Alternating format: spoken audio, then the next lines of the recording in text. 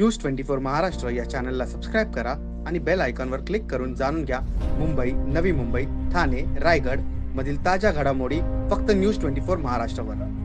नव्या युगाचा ज्ञापन कोविड। माननीय प्रधानमंत्री महोदय, मैं क्रिस्टी सैकिया केंद्र विद्यालय IIT गुवाहाटी की 10वीं कक्षा की छात्रा हूँ और समस्त असमवासियों की ओर से आपको प्रणाम। सर, नई पीढ़ी की एक बच्चे के तौर पर हम अपने पेरेंट्स और अपने बीच की जनरेशन गैप को हमेशा कम करना चाहते हैं। तो प्राइम मिनिस्टर सर, हम ये किस प्रकार कर सकते हैं? कृपया अपने मार्गदर्शन दीजिए। क्या नाम बताया बेटा? Sir, Christy Saikia.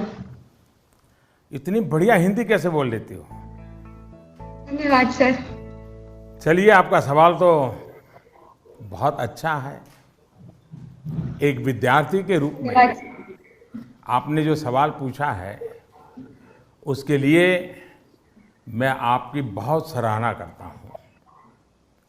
ये बताता है कि आप उस मुद्दे को लेकर कितने संवेदनशील हैं। आप न केवल इस विषय को समझ रहे हैं बल्कि दो पीढ़ियों के बीच जनरेशन गैप कम हो इसका भी प्रयास कर रहे हैं।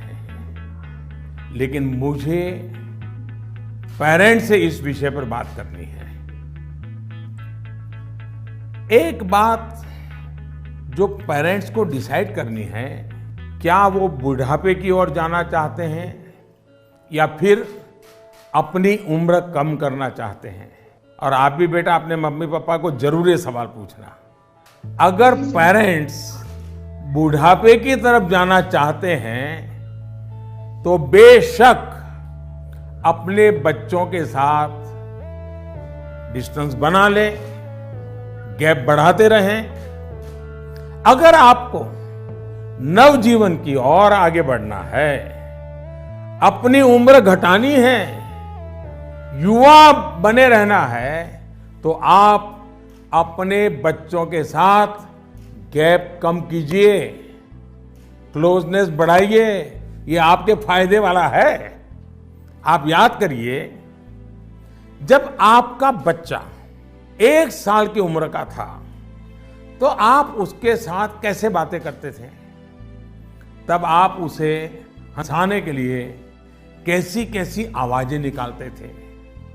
आप अपने चेहरे के भांति भांति के एक्सप्रेशन बनाकर कैसे उससे बात करते थे। ऐसा करते हुए क्या कभी आपने सोचा कि कोई देखेगा तो क्या कहेगा? कभी आपने सोचा कि लोग आपको ऐसा करते हुए देखेंगे तो ये कहेंगे ये कैसे चेहरे बना रहा है, कैसी आवाज निकाल रहा है? क्या कभी उस समय आपने ये सोचा कि आपके बच्चे के मन में क्या चल रहा होगा? आपको उस समय आनंद आया, इसलिए आपने ये किया। आपने किसी की परवाह नहीं की, यानी आप सब कुछ छोड़कर खुद एक बच्चे बन गए। बच्चे से खेलने के लिए आप खुद खिलौना बन गए और बच्चे के खिलौनों से भी उतना ही चाव से खेले। आप याद करिए, कभी आप घोड़ा बने होंगे, कभी बच्चे को पीठ पर बिठाकर चले होंगे, कभी कंधे पर बिठाकर घर भर घूमे होंगे, कभी 4 पैर करके चले होंगे। बच्चा रोया होगा तो उसे चुप कराने के लिए आप भी जुट मुट कर रोए होंगे। तब आपको कोई फर्क नहीं पड़ता था कि देखने वाला क्या कहेगा, घर के बाकी लोग क्या कहेंगे, समाज क्या कहेगा, दोस्त क्या कहेगा। कुछ नहीं सोचा। क्या कभी सोचा था? आप उसका आनंद लेते हैं और ऐसा बच्चे के 5-6 साल की उम्र तक चलता रहता है। जैसे ही बच्चा थोड़ा बड़ा होता है तो एक लेवल पर मेंटेलिटी ऐसी हो जाती है कि माँ बाप बच्चे को डोमिनेट करना चाहते हैं, बच्चे को हर चीज सिखाना चाहते हैं। अचानक जो दोस्त थे वो दोस्त न रहकर बच्चे के इंस्ट्रक्टर बन जाते हैं। और कभी कभी तो इंस्पेक्टर भी बन जाते हैं। साथियों, बच्चा जब बाहर की दुनिया में पैर रखता है तो बहुत सी बातें ऑब्जर्व करता है। घर में जो देखा था उससे कुछ ज्यादा, कुछ अलग, कुछ नया वो देखने लगता है। उस समय आपकी ये जागरूक जिम्मेदारी है कि उस नए वातावरण में आपका बच्चा और अधिक फले फूले।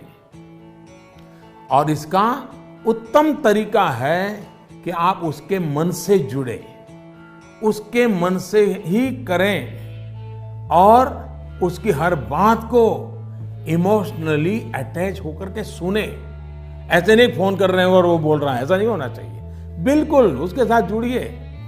आपको जो पसंद नहीं, अगर वो काम आपका बच्चा करके आया है तो उसको डांटिए मत, टोकिए मत, बस सुनते रहिए।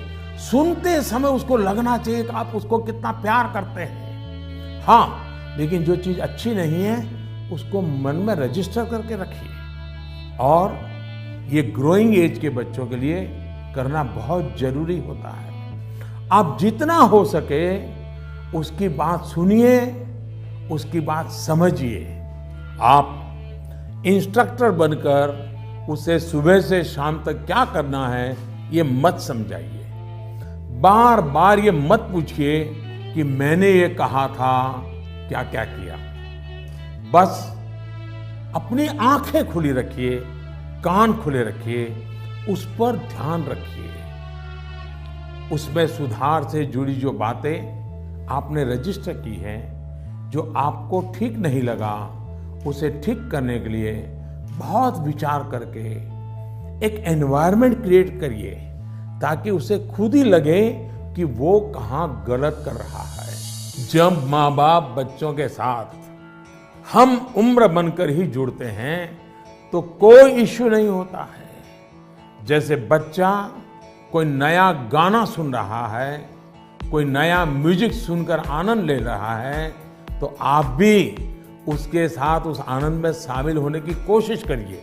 आप उसको मत कहो कि 30 साल पहले हमारे जमाने में तो वो गाना था, हम वो बजाएंगे। नहीं, ऐसा मत करो। वो जो गाना उसको पसंद है आप उससे जुड़िए, आनंद लीजिए ना।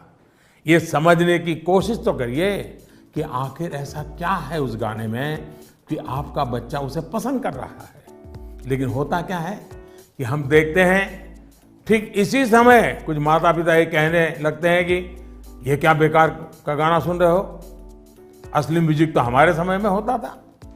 अब तो जो बनता है वो सिर्फ शोर शराबा होता है। होता क्या है कि बच्चा आप आकर के आपको कोई बात बताता है। वो बताता है कि आज स्कूल में हमने ये किया, तो कहीं आप अपनी ही कहानी लेकर तो नहीं बैठ जाते हैं कि अरे ये तो ऐसे ही, क्या है, क्या नई चीज है, ये तो वैसा ही है। अपने बच्चे के साथ उसकी जनरेशन की बातों में उतनी ही दिलचस्पी दिखाइएगा, आप उसके आनंद में शामिल होंगे तो आप देखिएगा जनरेशन गैप कैसे खत्म हो जाती है। और शायद जो बात आप कहना चाह रहे हैं वो उसके समझ में भी आ जाए। और इसलिए जनरेशन गैप को कम करने के लिए बच्चों और बड़ों को एक दूसरे को समझना होगा, खुले मन से गपशप करनी होगी, खुलकर बातें करनी होगी, समझना होगा, सुनना होगा और फिर आपको बदलने की तैयारी भी रखनी होगी।